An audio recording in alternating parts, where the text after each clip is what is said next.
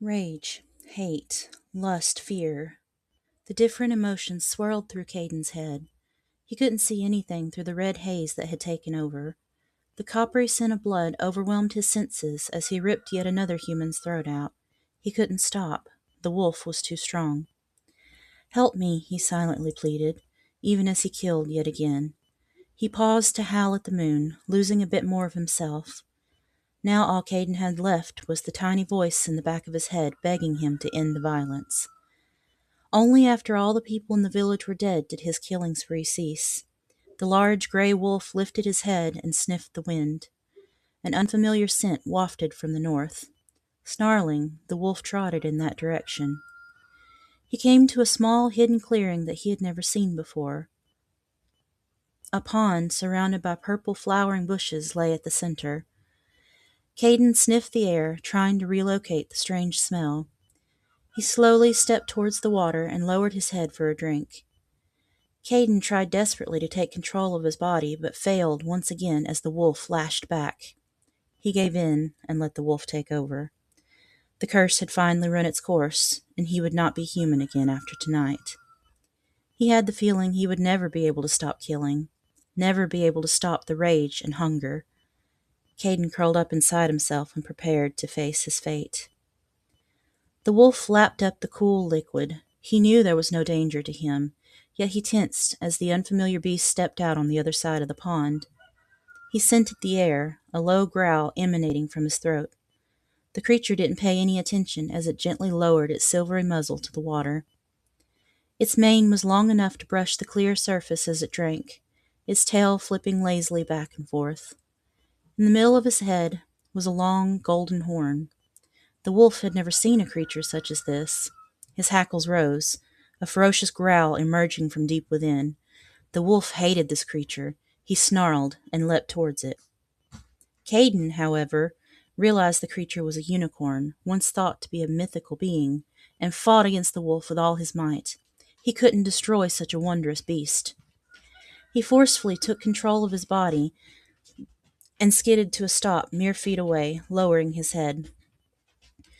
Tremors racked his body as his fur slowly started disappearing.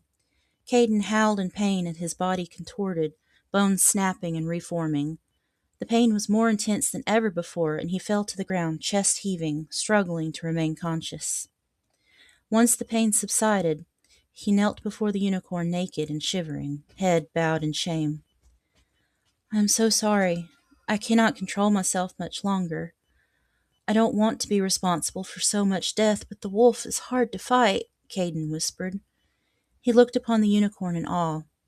"You have a gentle soul, filled with beauty. Please, kill me now, before the wolf takes over again so that my evil will no longer taint these lands." The unicorn stepped towards Caden and rested its muzzle against his forehead.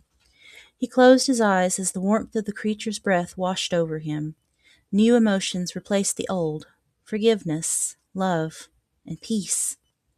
He sighed, knowing he could finally rest. Pain flared through his chest as the unicorn's horn pierced his heart and fire ripped through him, beginning as a dull burn but growing in intensity as he relived each memory of every death he was responsible for. It seemed it would never end, each life taken another moment of agony he must endure. The pain faded, and Caden sank to the ground as darkness took him. Caden opened his eyes slowly. He ached everywhere, and the burning sensation lingered on his skin. He felt odd. A woman sat nearby with her feet dangling in the water. She hummed softly as she plaited her golden hair and adorned it with flowers that she had picked from one of the bushes close by. He looked down at his reflection and was surprised to see a midnight black unicorn staring back at him. He noticed the woman had glanced his way. She stopped humming and slowly stood to approach him. "You must get up. Even a colt will stand within the first hour of their birth. It should be no different with a rebirth." She smiled as Caden attempted to do as she asked, watching as his legs splayed with all the grace of a colt.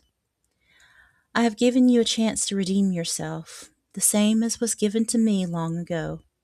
Your sins have been burned upon your skin.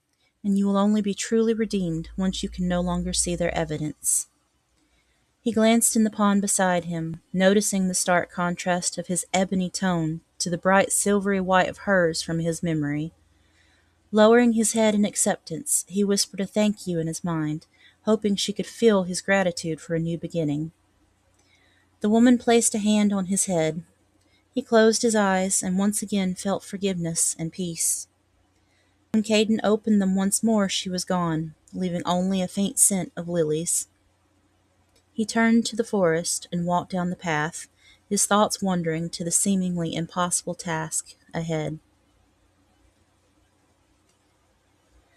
Thank you so much for joining me today. I hope you enjoyed A Second Chance, and I hope to see you next time.